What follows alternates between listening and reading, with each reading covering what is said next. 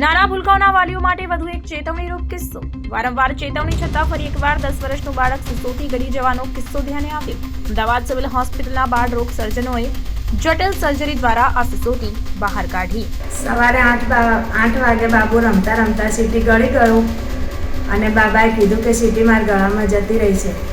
અમે એને સીધી એલજી હોસ્પિટલ લઈ ગયા। ત્યાંથી એને સીટી સ્કેન કર્યું, એક્સરે પાડ્યા અને અમને અહીંયા મોકલ્યા સિવિલ હોસ્પિટલ। અહીંયા એને દૂરબીન દ્વારા સીટી નીકાળી અને સુરક્ષિત છે બાબો અને અમને કોઈ ખર્ચો બી નથી થયો। હું ડૉક્ટર જયશ્રી Ramji, professor paediatric surgery, civil hospital Ahmedabad.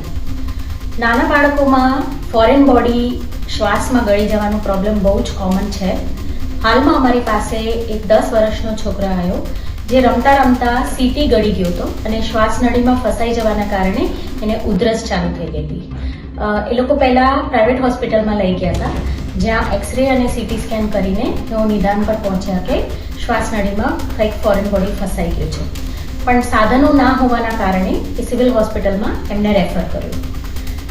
અમારી પાસે 20 ડિસેમ્બરના રોજ અમે બ્રોન્કોસ્કોપી દ્વારા એ ફોરેન બોડી કાઢી, જે રમકડાની સીટી હતી। શ્વાસ નળીના ડાબા સાઈડથી ફોરેન બોડી કાઢી અમે, અને એના પછી બાળક એકદમ સ્વસ્થ છે, કોઈ તકલીફ નથી। આ સમસ્યા બહુ કોમન છે હવે।